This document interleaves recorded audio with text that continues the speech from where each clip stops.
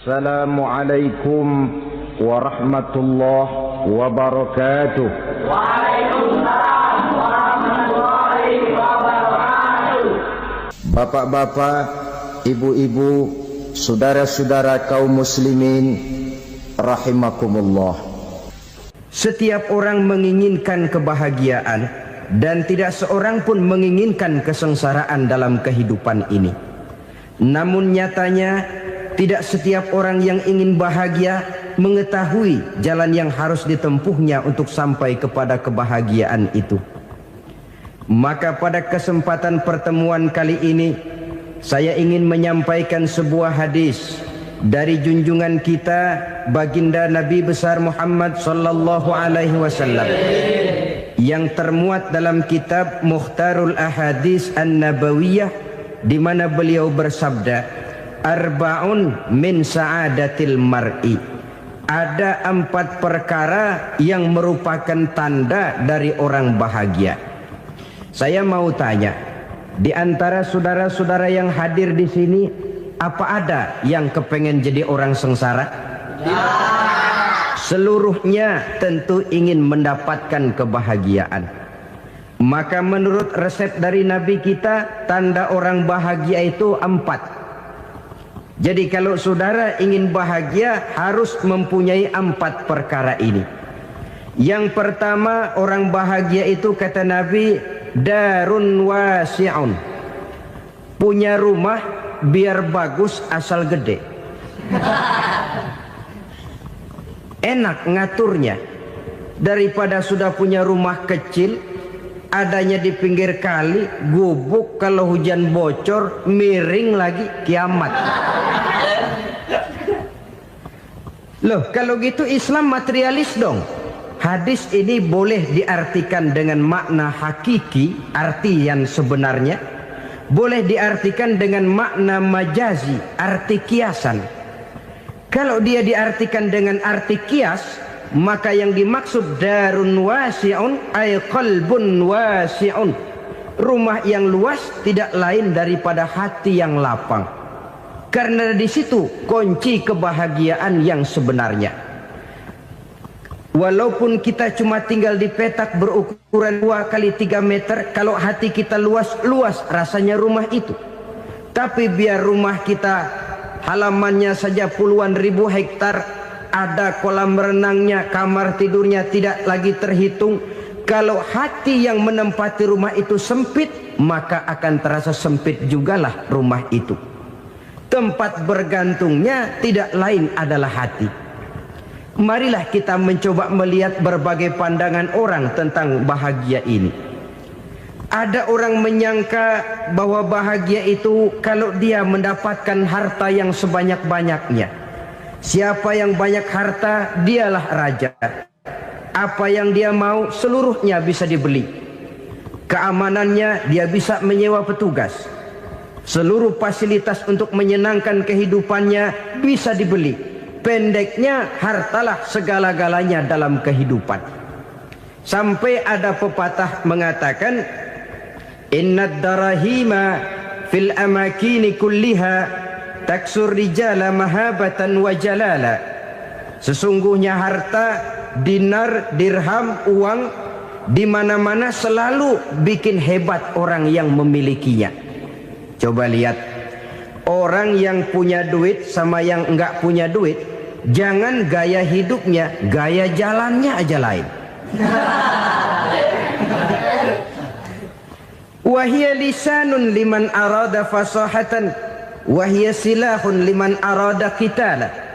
Uang adalah senjata yang paling ampuh bagi orang yang mau pergi perang, dan lidah yang paling fasih bagi orang yang mau bicara. Kalau bicara dengan lidah macet, cobalah bicara dengan harta, lancar. Sampai ada pepatah demikian, segalanya bisa diatur dengan harta. Maka di kalangan orang yang berpandangan semacam itu, seluruh kegiatan hidupnya hanya terfokus kepada bagaimana mengumpulkan harta yang sebanyak-banyaknya. Tidak peduli halal haram, tidak kenal sore pagi siang dan malam, tidak sempat sujud, jauh dari agama, jauh dari kehidupan yang bersifat ruhaniyah, jauh dari Allah dan sebagainya, sampai dalam Al-Quran dikelompokkan dalam kelompok yang dinamakan lumazah. Allazi jama'a malahu wa'addadah yahsabu anna malahu akhladah. Mereka mengumpul-ngumpulkan harta sebanyak-banyaknya dan menyangka bahwa harta yang banyak itu dapat mengekalkan hidupnya, mengekalkan kekayaannya, mengekalkan kebahagiaannya. Saudara hadirin yang berbahagia, kalau pandangan hidup ini benar, artinya kalau harta memang merupakan satu-satunya hal yang dapat membuat orang bahagia, tentu di rumah mewah tidak akan pernah ada tangis derita. Tentu di satu tempat di mana fasilitas hidup serba menunjang tidak ada yang namanya penderitaan. Tapi suka dan duka, sedih dan gembira, senyum dan tawa adalah milik setiap orang, baik dia punya harta maupun dia tidak punya harta. Nyatalah bahwa harta semata-mata bukan merupakan jaminan bahwa orang akan bahagia, walaupun tanpa harta orang sulit untuk bahagia. Saya mau cerita, ada orang super kaya, namanya Aristotle Onesius, raja tanker Yunani. Dia punya kapal tanker saja konon sampai 11 banyaknya. Punya perusahaan penerbangan yang disebut Olympic Airlines. Punya hotel di berbagai kota besar di dunia ini, sejak dari New York, London, Paris, Rome dan sebagainya. Bahkan punya pulau yang dia namakan Pulau Scorpio. Ini kan namanya sudah kaya nggak tanggung-tanggung, punya pulau. Nah, dia punya 2 orang anak, yang satu laki-laki namanya Alexander, yang satu perempuan namanya Maria Onesius. Seluruh harapannya tertumpah kepada anak lakinya Alexander ini, yang akan meneruskan usahanya, meneruskan kekayaannya, meneruskan dinastinya. Apa yang terjadi? Ternyata anak yang dia harapkan yang bernama Alexander ini mati muda dalam kecelakaan pada waktu dia olahraga. Apa olahraganya? Namanya olahraga anak orang kaya, golongan jet set. Olahraganya olahraga pesawat terbang. Jatuh, ya nggak kapungut, habis mati. Tinggal satu anak perempuannya, Maria Onesius. Tapi anak perempuan ini juga malah urakan. Terakhir dia pacaran, bahkan kemudian kawin sama orang Rusia. Rupanya Aristotle Onesius ini broken. Kekayaannya yang berlimpah ruah, perusahaannya yang begitu banyak, siapa yang akan meneruskan? Siapa yang akan menggantikan? Sampai kemudian dia mengurung diri di Pulau Scorpio dan mati di sana secara mengenaskan. Seorang multi jutawan, seorang yang super kaya, mati menyendiri di pulau sepi. Ibarat kata pepatah, anak ayam mati di lumbung. Bukan kekurangan makanan, keurugan makanan. Begitu kehidupan Aristotle Onesius. Dan banyak orang-orang yang sudah demikian kaya sampai dibingungkan oleh kekayaannya sendiri. Telusurilah kehidupan David Rockefeller misalnya, Henry Ford misalnya, Adnan Khashoggi misalnya. Multi jutawan yang kadang-kadang dibuat keder oleh kekayaannya sendiri. Pantas ketika Imam Ali ditawarkan orang, "Ya Ali, kalau kepadamu disuruh pilih ilmu atau harta, kau pilih mana?" Ya jelas pilih ilmu dong. Kenapa? Pertama, ilmu kalau kita berikan kepada orang lain tambah. Tapi harta kalau kita berikan kepada orang lain kurang. Saudara punya uang 10.000, dibagi orang 5.000, jelas uang saudara berkurang. Tapi saudara punya ilmu diberikan kepada orang lain bisa, saudara pun makin mantap. Tidak lantas jadi bodoh karena ngajarin orang. Saudara bisa Fatihah lalu mengajarkan orang Fatihah. Orang bisa, saudara pun makin hafal. Tidak lantas setelah diajarin orang ilmunya hilang. Begitu datang dia minta orang tolong ajarin saya Fatihah. Udah habis, nggak ada.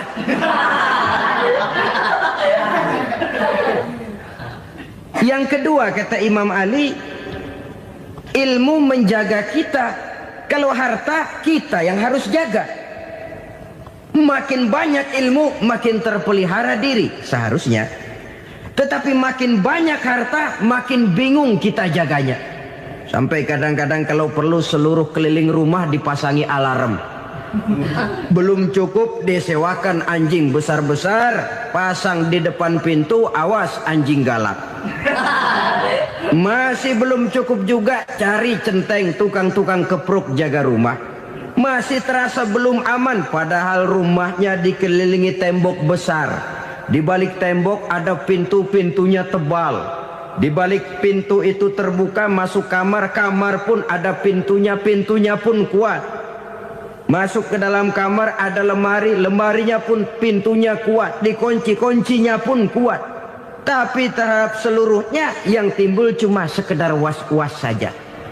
Kesimpulannya sekali lagi, tanpa harta orang memang sulit untuk bahagia.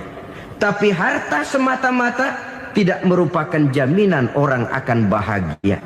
Dengan hati yang luas, itu modal utama untuk mencapai kebahagiaan hidup. Orang yang hatinya luas, saudara-saudara, punya hati yang lapang, melihat kenyataan hidup ini, dia bersyukur senantiasa kepada Allah. Lantas tidak timbul hasud dan iri hatinya. Oleh karena itu jiwanya selalu lapang. Kalau tidak, cupik hati namanya. Dangkal pandangan, tidak senang melihat orang lain dapat nikmat, dan itu sering dijadikan contoh. Kalau orang yang lapang dada, dia lihat tetangganya beli TV baru, dia berkata, alhamdulillah ya, tetangga kita beli TV, mudah-mudahan kita bisa ikut nonton. Lapang dadanya. Tapi orang yang sempit hati, lihat tetangga beli televisi, meriang. Enggak diapa-apain, meriang. Besoknya dengar tetangga beli motor, makin sakit, ke rumah sakit. Lalu di rumah sakit dengar tetangganya beli mobil, mati. Disiksa oleh perasaannya sendiri. Orang kalau hati sudah sempit dalam hidup, kemanapun dia pergi, sempit rasanya medan kehidupannya. Kemudian kita melihat juga ada orang yang menilai bahwa bahagia itu katanya kalau punya kedudukan yang tinggi, pangkat yang agung, wibawa yang besar. Mungkin betul, tapi mungkin juga tidak. Bergantung kepada hati orang yang punya pangkat itu. Sama dengan harta tadi. Harta akan membawa bahagia kalau dia jatuh ke tangan orang yang berhati lapang. Tapi harta akan jadi bencana kalau jatuh ke tangan hati orang yang sempit. Pangkat akan membawa bahaya kalau jatuh di tangan hati orang yang sempit. Lebih dari itu, kenyataan mengajarkan kepada kita bahwa ternyata pangkat dan jabatan tidak selamanya memberikan kebahagiaan dalam kehidupan. Bahkan resikonya kelewat besar. Beberapa bukti kita bisa ambil dari para pemimpin dunia yang menjadi korban lantaran pangkat dan jabatan yang disandangnya. Saudara ingat Presiden Abraham Lincoln dan John Kennedy dari Amerika? Dibunuh orang. Park Chung-hee dari Korea Selatan, Ziaur Rahman dari Bangladesh, Anwar Sadat dari Mesir, terakhir Indira Gandhi dari India, menjadi korban dari pangkat dan jabatan yang disandangnya dari orang-orang yang tidak senang dia memegang jabatan itu. Dia akan mudah mengundang bencana. Sehingga pantas kalau seorang presiden terkemuka Amerika, Harry Truman namanya, dia mengatakan jabatan presiden itu, kata dia, seperti orang nunggang macan. Naik macan harus kita taiki, kalau enggak dia bakal nerekam kita, ngeri katanya. Adapun orang yang hatinya lapang, kalau dia menerima pangkat dan jabatan, dianggapnya itu satu kesempatan untuk berbuat baik. Tapi orang yang berhati sempit, menerima pangkat dan jabatan, bukan kadang-kadang menerima, malah berusaha setengah mati mencapai dengan segala cara. Kalau perlu jilat atas, jilat atas. Jadi golongan sumuhun dawu. Jadi kelompok kulon nuwun, yes sir, yang kerjanya cuma oke bos. Kalau perlu jilat atas, jilat atas. Kalau perlu injak yang bawah, injak yang bawah. Perlu sikut kiri kanan, sikut kiri kanan. Yang penting pangkat dapat, jabatan dapat. Orang yang semacam ini, kalau sudah mempunyai pangkat dan jabatan, biasanya dia tidak menganggap itu sebagai amanah, tidak menganggap sebagai kesempatan berbuat baik, tapi malah kesempatan untuk memperturutkan hawa nafsunya yang dilatar belakangi oleh kesempitan hatinya tadi. Apalagi kalau orang memperoleh pangkat karena banyak mengeluarkan uang. Seakan-akan pangkat dan jabatan itu sekarang macam proyek, pakai tender. Siapa yang berani bayar segini naik, nggak berani minggir.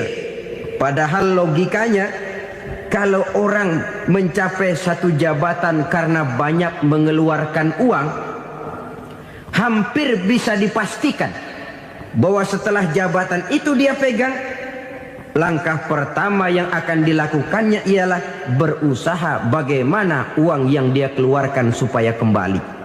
Ya paling kurang pulang modal dulu dong. Soal mikirin rakyat soal nanti, tapi ini modal harus pulang. Itu celakanya kalau orang memperoleh pangkat dan jabatan cuma karena banyak mengeluarkan uang.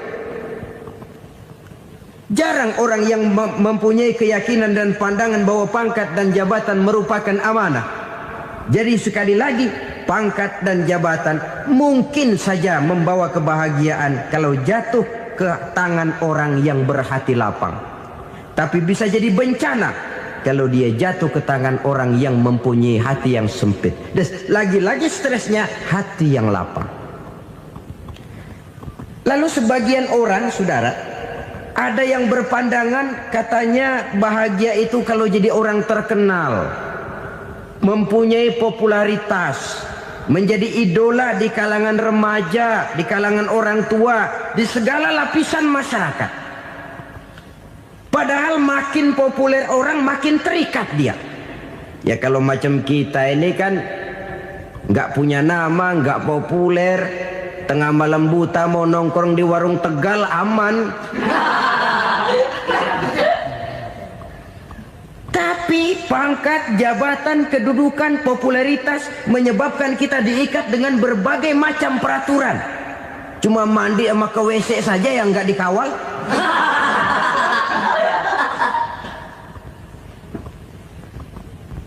Benarkah popularitas, ketenaran membawa kebahagiaan? Mungkin. Ya, tapi mungkin juga tidak. Kenapa? Banyak orang-orang populer yang mengakhiri hidupnya secara tragis. Kita ambil beberapa nama. Di Amerika tahun 60-an ada bintang seksi paling terkenal yang dijuluki sex bomb. Bom seksi.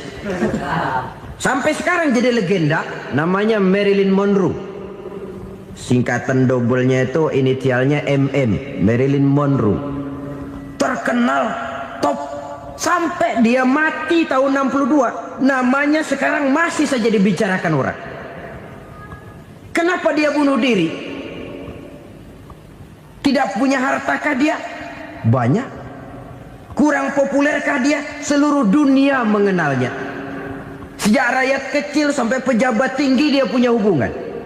Kenapa? Jenuh. Dia terlahir dalam keadaan yatim. Setelah itu tidak lama dia berangkat remaja, ibunya meninggal. Pindah dari wanita asuh ke wanita asuh sampai 12 orang ibu angkatnya.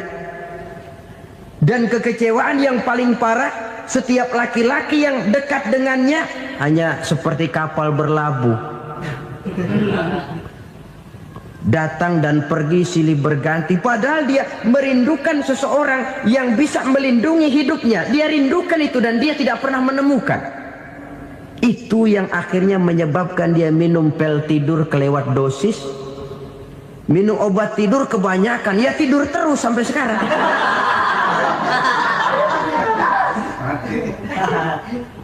Dia mengakui, saya telah memiliki ketenaran, tapi saya tidak pernah hidup dalam ketenaran itu.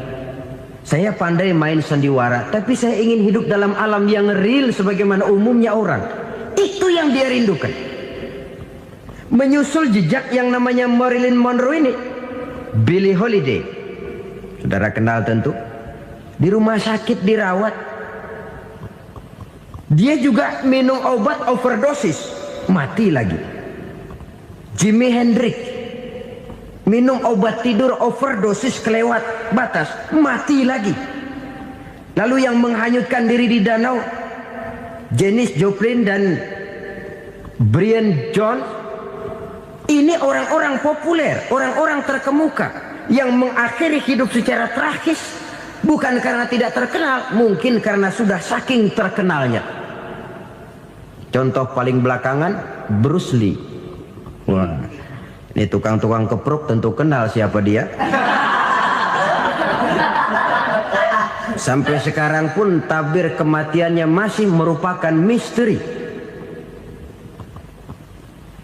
Dan yang masih hidup juga menunjukkan gejala yang aneh. Michael Jackson, rumahnya di Beverly Hills itu dijaga sedemikian rupa, dan dia selalu curiga kepada setiap makanan harus steril, bersih dari segala macam kimia. Kemana dia pergi, itu tukang-tukang kepruk sudah selalu menjaga dan mengawal, dan dia seakan takut menunjukkan mukanya yang asli. Hingga kalau tampil ke tengah di luar show, dia kadang memakai pakaian yang tidak menunjukkan dia yang sebenarnya, takut dikenali orang. Ternyata popularitas sering jadi momok yang meracuni kehidupan manusia. Oleh karena itu, benarlah junjungan kita pada saat beliau mengajarkan orang akan bahagia kalau dia mempunyai hati yang lapang. Nah, sekarang masalahnya untuk mendapatkan hati yang lapang, caranya bagaimana? Kita kembali kepada konsep Quran. Allah mengajarkan, ala inna bi dzikrillahi tatmainnul qulub. Ketahuilah bahwa dengan banyak mengingat Allah, hati akan tenang, jiwa akan lapang. Dengan kata lain, dekat dengan agama, merasakan kehadiran Allah dekat dalam hidup, itu muara pertama untuk mencapai hati yang lapang. Ala inna bi dzikrillahi tatmainnul qulub. Jangan macam orang sekarang ingin mendapatkan ketenangan lalu tapak di puncak gunung, di gua-gua, di tempat sepi. Iyalah kalau nggak ada ular. Kalau tergigit ular berbisa, ketenangan belum, mati jelas itu. Islam positif untuk mendapatkan ketenangan. Ala inna bi dzikrillahi tatmainnul qulubi. Bahwa ketahuilah bahwa dengan banyak mengingat Allah, hati akan tenang, jiwa akan lapang, nuansa pikiran akan luas. Karena yang namanya bahagia ada dimanapun manusia berada. Di kampung ada bahagia, di kota ada bahagia, di ngarai, di lembah, di gunung, di hutan, di lautan, di angkasa luar, dimanapun bahagia itu ada kalau kita bermodalkan hati yang lapang ini. Dan hati akan lapang kalau kita dekat dengan agama. Dekat dengan harta buat sementara hati mungkin tenang, tapi ketenangan yang relatif dan temporer. Apalagi orang tiap kali tambah harta, tiap kali tambah rencana. Itu wajar. Mungkin sebelumnya saudara berpikir, kalau punya duit 5.000 enak nih. Begitu punya duit 5.000, aduh sayang kalau 10.000 aja. Tiap kali tambah harta, tiap kali lain rencana. Makin banyak rencana, makin menjauhkan kita dari yang namanya ketenangan. Padahal ketenangan merupakan unsur utama untuk mencapai bahagia. Dan ketenangan itu bermuara dalam hati manusia. Tengoklah kehidupan ini. Orang yang banyak harta dengan orang miskin, Berbedakah rasa sakit yang mereka tanggungkan? Rasanya tidak. Walaupun si kaya tidur di kasur empuk berselimutkan sutra mahal, sementara si miskin meringkuk di balai bambu yang keras dan kasar. Apabila maut datang, dia juga tidak pernah pilih bulu. Maut datang menjemput si kaya di singgasana keemasannya, dikelilingi oleh para pengasuh, dayang dan idang serta para pengawal. Dan maut pun datang menjemput si miskin papa sehingga ia tergelepar di tepian jalan. Kedua-duanya bernama mati. Kalau nyata bahwa sakit yang ditanggung si kaya tidak beda dengan sakit yang ditanggung si miskin, bukan harta semata yang membuat orang bahagia. Hati yang tenang, jiwa yang lapang penuh kedamaian karena banyak berzikir dan mengingat Allah, itu merupakan modal utama untuk mencapai sesuatu yang bernama bahagia.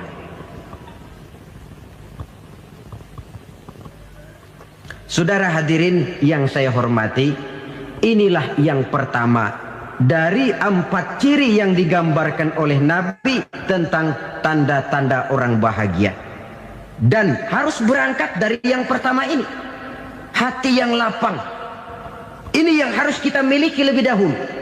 Baru nanti akan menyusul kepada poin yang ketiga, kedua dan selanjutnya. Sebab kalau hati sudah terisi dengan jiwa yang lapang, seluruh persoalan insya Allah akan bisa kita atasi dengan sebagaimana mestinya.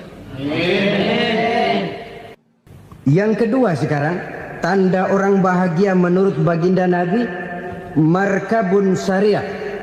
Orang bahagia itu, kata beliau, punya kendaraan biar cepat asal lancar. Artinya kemana dia mau pergi mudah. Apa maksud hadis ini? Kalau kita kaji lebih dalam, kendaraan itu kan alat transportasi. Transportasi tidak lain adalah usaha memudahkan komunikasi. Pindah dari situ kepada teori bahwa manusia adalah zon political, makhluk bermasyarakat yang tidak bisa memenuhi kebutuhan hidupnya secara sendirian. Kita memerlukan keberadaan orang lain dalam kehidupan ini. Untuk memakai baju saja kita sudah perlukan petani yang tanam kapas, pabrik yang memintal kapas jadi benang, pabrik yang menenun benang jadi kain, sampai kepada mesin jahit, sampai kepada tukang jahit. Itu cuma untuk memakai pakaian saja. Tidak seorang pun di antara kita yang sanggup memenuhi kebutuhan hidupnya secara sendiri. Kita perlu orang lain. Maka kebebasan dalam arti mutlak, kebebasan tanpa batas, itu tidak mungkin ada dalam kehidupan. Karena kita mengadakan yang disebut interaksi sosial. Setiap kegiatan kita tentu melibatkan orang lain. Menurut kita barangkali kita bebas jalan di jalan raya semaunya, tapi orang lain berkendaraan pun merasa bahwa ini ada juga jalan haknya, dan begitu selanjutnya. Oleh karena itu, maksud dari kendaraan yang cepat ini adalah khulata'uhu ma'as solihin. Lingkungan pergaulannya terdiri dari orang-orang soleh. Pergaulannya luas. Kemana dia pergi ada temannya. Kesulitannya ada tempat dia cerita. Dan kesulitan kalau sudah diceritakan kepada orang lain, taruh kata orang itu tidak bisa menolong, namun menceritakannya kepada orang yang kita percayai, kan paling kurang sudah mengurangi beban jiwa, mengurangi tanggungan batin, merasa masih ada tempat kita cerita. Maka lebih baik orang awam yang mau bergaul ketimbang orang setengah alim tapi ngunci pintu. Sebab nantinya akan timbul sikap picik, cupik pandangan, dan tidak luas menghadapi kenyataan dalam kehidupan ini. Namun yang harus kita garis bawahi, pergaulan memang mesti luas. Namun jangan sekali-kali lupa bahwa pergaulan sangat besar pengaruhnya dalam ikut membentuk kepribadian manusia. Sehari-hari bisa kita bilang, kalau kita dekat sama tukang minyak wangi, sekalipun nggak dibagi minyaknya, baunya tentu dapat. Betul? Tapi dekat sama tukang elas, walaupun nggak kena apinya, asapnya mesti kena. Kalau Syauqi mengatakan lebih jelas lagi, man asyaral asyrafa asa musyarrafan wa muasyiral anzali ghairu musyarrafin. Awalam taral jildal hakira muqabbalan bisagri lamma sara jildal mushaf. Siapa yang bergaul dengan orang mulia, dia bakal ikut menjadi mulia. Tapi siapa yang berteman dengan orang hina, dia tidak bakal ikut menjadi mulia. Tidakkah kau lihat, kata Syauqi, kulit kambing yang hina pun dicium orang ketika menjadi kantong Quran. Kulit kambing hina, kalau dia sendirian gak ada yang mau cium. Tapi begitu dia bergaul dengan Quran, menjadi kantong Quran, dipakein minyak wangi, ditaruh di tempat yang tinggi, mau diambil dicium dulu, dibawa dengan penuh hormat dan hati-hati. Kulit kambing yang hina lantaran berteman dengan Quran, numpang mujur. Tapi coba lihat kalau kulit kambing berteman dengan kayu, jadi beduk, habis. Zohor dikemplang, asar dipukul. Itu pun sedikit saja, cuma salah milih teman. Yang temannya Quran dihormati orang, yang temannya kayu lantaran jadi beduk, gelap-gelap subuh orang udah kemplangin.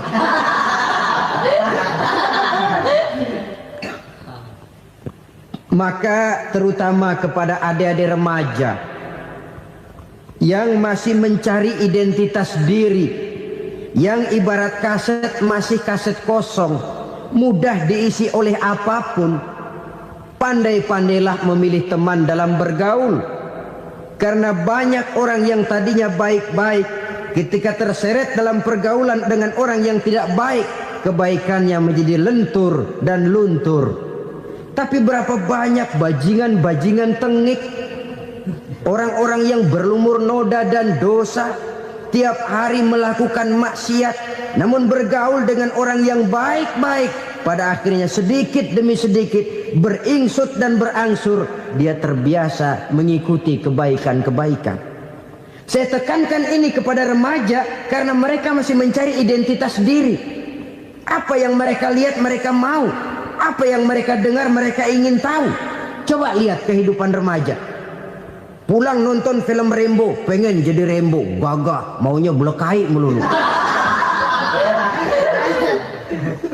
Pulang nonton film Superman, pengen bisa terbang. Pulang nonton India, nyanyi melulu. Wajar, mereka masih mencari identitas diri. Saya ini sebenarnya siapa? Lingkungan, pergaulan akan membentuk itu. Karena itu pandai-pandailah bergaul, karena ia sangat besar pengaruhnya dalam ikut membentuk kepribadian manusia. Apalagi sifat yang jelek lebih cepat menularnya ketimbang sifat yang baik. Sifat yang baik, watak yang soleh itu lambat sekali untuk menular. Tapi yang tidak baik, kan prosesnya mah kalau remaja biasanya mula-mula dengar. Karena dengar lalu pengen tahu. Karena pengen tahu lalu ngeliatin. Begitu ngeliatin kan pengen nyobain. Setelah nyobain ketagihan. Nah, ini prosesnya. Yang namanya ganja, morfin, narkotik, awalnya kan begitu. Mula-mula dengar, katanya kalau sudah fly to the sky, sudah melayang ke langit, katanya disitulah puncak kebahagiaan. Mulanya cuma dengar. Karena dengar pengen tahu. Karena pengen tahu lalu ngeliat, kumpul sama orang yang suka ngeganja. Setelah ngeliat, nah pengen ngerasain. Begitu ngerasain enak juga, ketagihan. Kalau sudah ketagihan jadi penyakit kronis, bisa merembet kepada yang lain. Iya, kalau orang tuanya mampu untuk beli morfin, beli ganja. Kalau tidak kan pikirannya ngayap, jemuran siapa ya gue sahabat. Timbullah perbuatan-perbuatan negatif yang bermula dari salah pergaulan. Apalagi buat adik-adik remaja yang tinggal di kota-kota besar, yang pengaruh budaya, pengaruh kesenian, pengaruh struktur kehidupan yang nampak makin individualistis, di mana persaingan tajam, tensi ekonomi tinggi, orang mudah mengalami stres. Pandai-pandailah dalam bergaul, sekali lagi, karena ia sangat besar pengaruhnya dalam ikut membentuk kepribadian manusia. Orang bahagia punya kendaraan yang cepat, artinya punya pergaulan yang luas, dan lingkungan pergaulannya terdiri dari orang-orang yang soleh. Kemana dia pergi, ada teman. Kesulitannya, ada tempat dia cerita. Tapi kalau sudah menyendiri, hidup sendiri, kesulitan dipikiri sendiri, bisa mati belum waktunya. Tidak ada tempat berbagi rasa, tidak ada tempat bercerita, tidak ada tempat mengurangi beban dalam kehidupan. Pantas betul kalau Islam sangat menggalakkan dan menganjurkan orang kalau sudah sampai waktunya itu untuk melangsungkan nikah. Kata Nabi, ya ma'syaras syabab man istata'a minkumul ba'at falyatazawwaj. Hai para pemuda, kalau sudah mampu memberi nafkah, kawinlah, nikahlah kamu. Kenapa? Sudah ada teman hidup, tempat berbagi rasa. Kesulitan kalau ada tempat cerita akan lebih ringan ketimbang kita telan sendiri, walaupun bobot kesulitannya sama beratnya. Saudara-saudara kaum muslimin rahimakumullah, inilah ciri yang kedua, punya kendaraan biar cepat asal lancar. Kemana kita mau pergi gampang.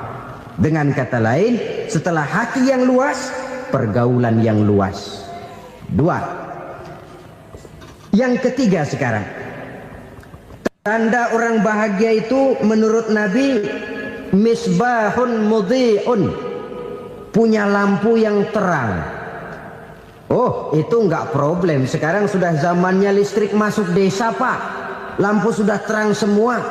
Betul, kalau itu yang dimaksud. Tapi tidak cuma itu. Karena lampu yang dimaksud di sini, lampu yang akan menerangi seluruh perjalanan hidup. Dan perjalanan hidup itu sudah dimulai sejak kita terlahir ke alam ini, sampai masuk ke alam barzah, kumpul di padang mahsyar, sampai ke akhirat. Lampu yang menerangi itu yang diperlukan. Kalau lampu, katakanlah yang paling top sekarang kan lampu jenis Mercury. Taruhlah itu di rumah kita, dia cuma menerangi rumah kita, menerangi hati pun tidak sanggup. Bila kita masuk ke alam barzah, alam kubur, sanggupkah si Mercury yang begitu terang menerangi alam barzah kita? Tidak sanggup lagi. Sanggupkah lampu yang ratusan watt, bahkan puluhan ribu watt menerangi kehidupan di padang mahsyar? Tidak akan sanggup lagi. Kalau demikian, yang dimaksud lampu yang terang di sini apa? Tidak lain amal soleh, kebajikan yang kita lakukan dalam hidup. Itu yang akan jadi lampu penerang. Di dunia nama kita akan terang. Jasad kita boleh hancur terkubur tanah, tapi nama kita akan dikenang orang. Begitulah kalau orang meninggalkan kebajikan dalam hidup seperti sekarang. Ribuan orang tiap saat berziarah ke kubur Imam Syafi'i, ke kubur Imam Malik, ke kubur Imam Ghazali, ke kubur orang yang baik-baik, orang yang soleh-soleh. Kebajikannya yang ditinggalkan, yang mengukir namanya dengan tinta emas. Sehingga saudara sudah terbaring di alam kubur, orang lewat, Allah, ini kuburannya Fulan bin Fulan, dulu ini kebaikannya Masya Allah, saya ikut merasakan. Mari kita mampir sebentar, kita Fatihah. Mohon disampaikan Allah pahalanya kepada almarhum. Al-Fatihah. Itu kalau orang baik-baik. Lalu saudara tanya, Pak, orang mati dikirimin Fatihah apa nyampe pahalanya? Saya jawab, kalau saudara nggak percaya, mati dulu dah. Nanti saya Fatihain, tungguin di sana. Umpama nggak sampai, balik lagi kemari. Sekarang ini kan maunya otak-otakan saja. Kalau nggak masuk otak, nggak percaya. Padahal alam gaib itu nggak bisa diotak-otakin. Sama saja dengan saudara pernah dengar cerita kapal Tampo Mas tenggelam kan? Pernah nggak? Di mana? Ya, di laut Masalembo. Begitu ke Tampo Mas tenggelam, ratusan penumpang itu terjun ke laut, dipermainkan gelombang, berjuang menghadapi maut itu. Orang lagi timbul tenggelam di lautan, dihantam ombak, kita tengokin pakai helikopter. Pak, lagi timbul tenggelam ya? Iya, tolongin. Jangan khawatir Pak nih, saya kirim intan Pak, harganya 10 juta. Kira-kira orang yang timbul tenggelam di laut seneng nggak? Tidak. Kan mahal toh intan 10 juta. Kenapa dia nggak senang? Karena intan 10 juta dalam kondisi seperti itu tidak sanggup menyelamatkan dia. Dia akan girang kalau dikirimin ban mobil bekas, dikirimin papan terentang atau bambu. Intan yang 10 juta dia nggak girang. Ban mobil bekas yang 1000 perak, tuh pegang, itu yang dia girang betul.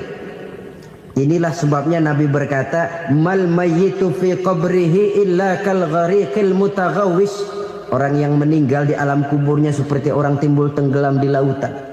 Yantaziru da'watan min ahli, menunggu doa dari keluarganya yang masih hidup. Duh, bapak saya sudah meninggal, saya sayang benar sama dia.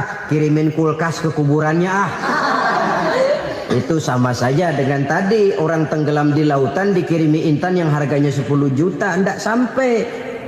Begitulah kalau kebajikan yang kita tinggalkan dalam hidup, sudah mati pun kubur kita masih diziarahi orang. Tapi kalau jahat yang kita tinggalkan, boro-boro lah orang mau doa lewat dekat kuburan kita juga serem. Tuh bajingan no, dulu mati dipendem di situ tuh. Jangan lewat situ, ntar kesurupan, jangan. Lewat saja orang ngeri. Konon lagi membacakan Fatihah dan mengirimkan doa. Hidup pada hakikatnya adalah kesempatan untuk berbuat baik. Maka sekali kesempatan itu diberikan, manfaatkan dengan sebaiknya. Sebab kesempatan kedua tidak akan pernah ada. Kesempatan berbuat baik di sini, di akhirat sudah pembalasan namanya. Sekali kesempatan itu dicabut, dia tidak akan pernah dikembalikan lagi. Kata Iqbal, hidup tidak mundur ke belakang, Bung. Berhenti diinjak orang, mundur hancur. Tidak ada kata mundur dalam hidup ini. Berhenti diinjak orang, mundur kecebur. Tidak ada kata lain. Harus maju dalam kehidupan, dalam artian yang positif. Hidup adalah kesempatan untuk mengumpulkan kebajikan yang sebanyak-banyaknya. Di situ nilai daripada manusia. Sekarang ini memang nggak kelihatan kok, orang yang banyak pahala sama yang banyak dosa nggak kelihatan kok. Barangkali kalau habis bikin dosa palanya pada benjol, mungkin orang takut sama dosa. Tapi sekarang sama saja, orang yang banyak dosa dengan yang nggak banyak dosa jalan bareng dari belakang, sama, nggak kelihatan beda. Tapi ada waktunya di mana pahala memegang peranan, di mana dosa diperlihatkan. Sama saja kalau kita bawa mobil siang, lampu kan nggak begitu berfungsi. Apa lalu bilang, alah ini lampu berat-beratin, copot-copotin aja dah. Tidak perlu begitu. Kenapa? Pada satu saat malam senja akan datang. Bila matahari terbenam, senja pun datang, gelap mulai merayap, disitulah baru terasa perlunya lampu. Pahala begitu. Sekarang orang yang nggak ada pahalanya nggak kelihatan dalam kehidupan. Tapi pada satu saat senja kehidupan akan datang. Ajal merenggut nyawa, malam merayap, dan hidup mulai diliputi kegelapan di alam barzah. Dikala itu kalau nggak punya lampu, alangkah malangnya kita. Sebab amal yang baik, kata Nabi, di alam barzah itu akan diciptakan menjadi perempuan yang cantik menemani kita. Amal yang jahat akan menjadi orang yang paling jelek nemenin kita. Udah di tempat gelap yang nemenin jelek.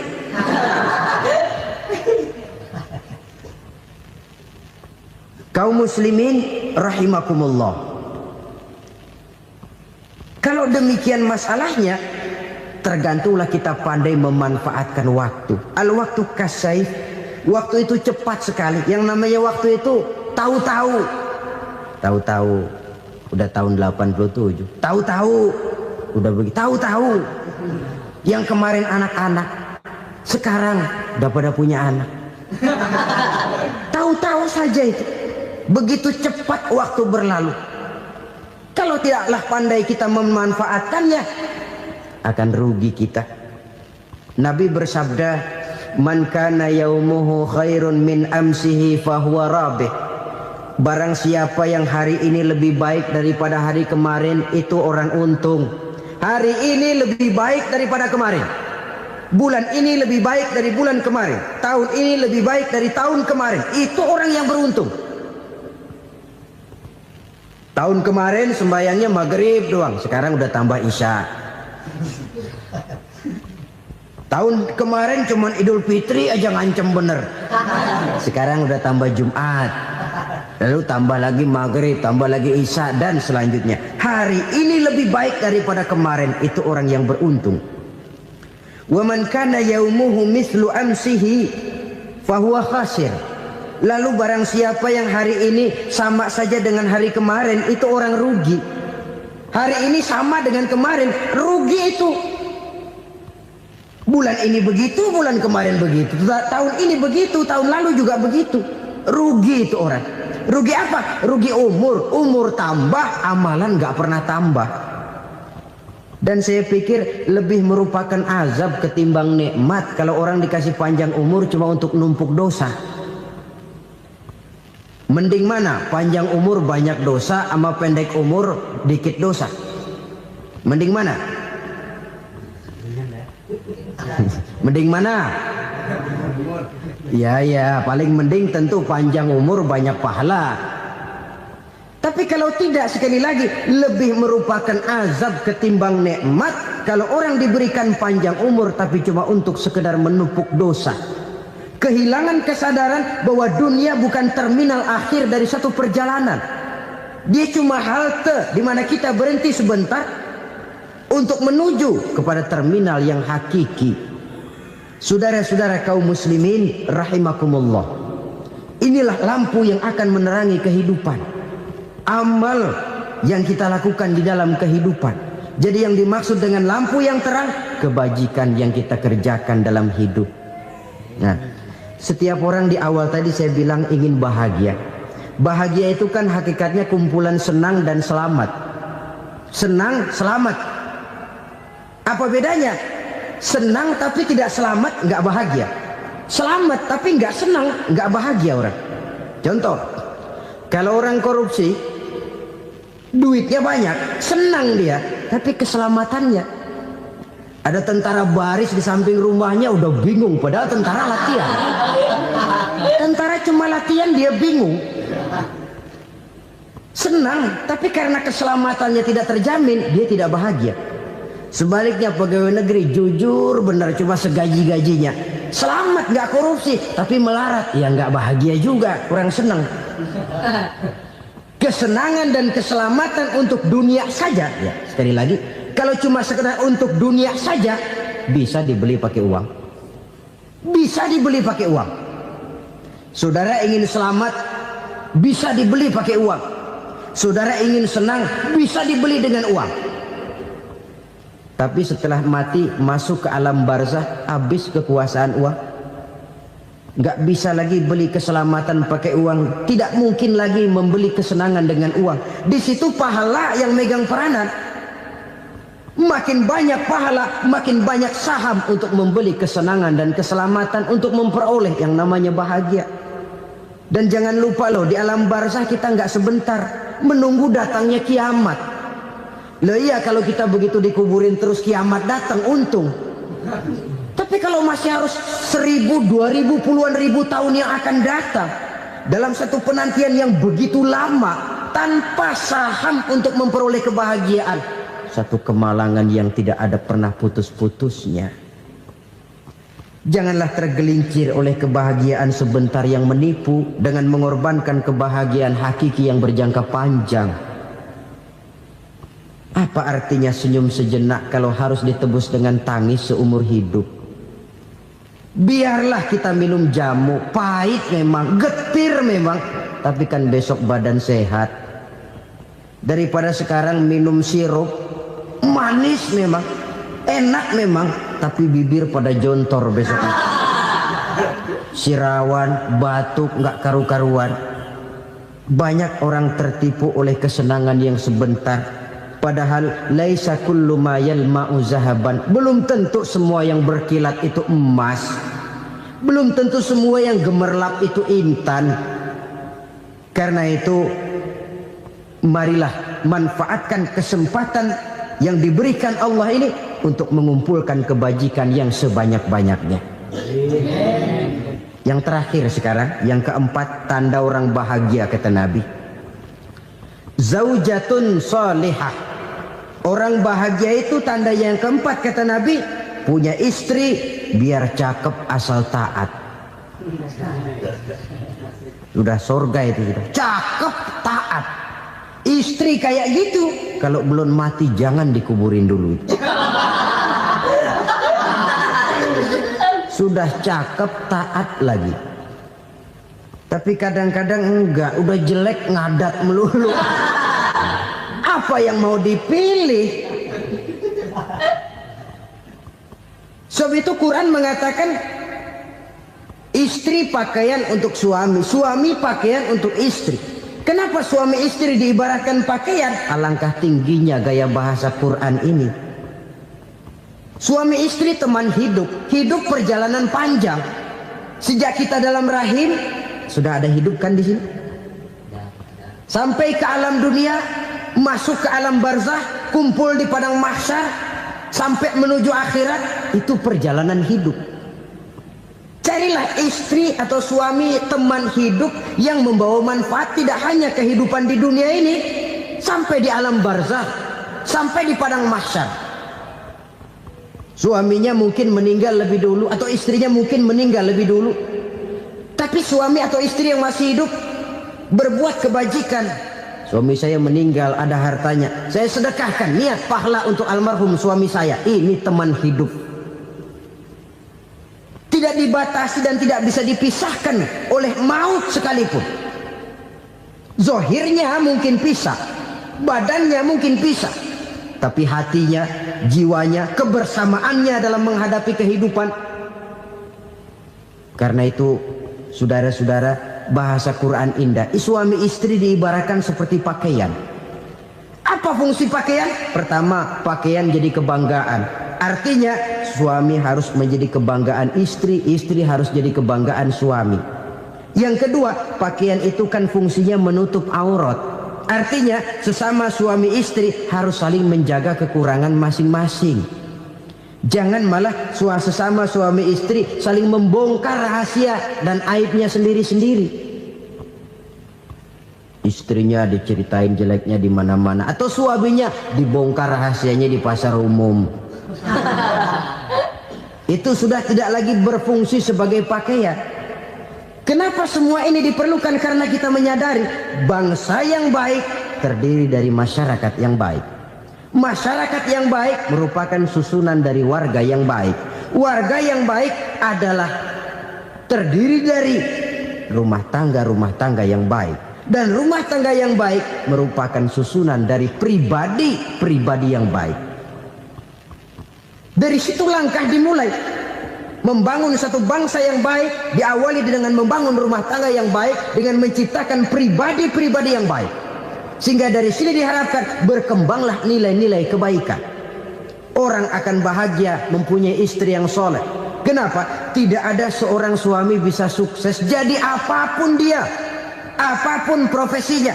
Dokterkah, kiaikah, mubalikah, petanikah, pengusahakah, pejabat tinggikah, tidak ada seorang suami yang bisa sukses tanpa peran serta istrinya. Walaupun memang peranan itu tidak begitu kelihatan, tapi sangat menentukan. Karena itu, saudara hadirin yang saya hormati, Islam sangat menghargai kaum wanita, memberikan kedudukan yang tinggi sepanjang tidak mematikan kodrat kewanitaannya. Nah, kalau sudah kesuksesan ini diawali dari rumah tangga, karier di masyarakat mudah untuk dikejar. Tapi keberantakan di rumah tangga merupakan kegagalan pertama di tempat lain. Nah, inilah saja yang dapat Al-Fakir sampaikan pada pertemuan kali ini.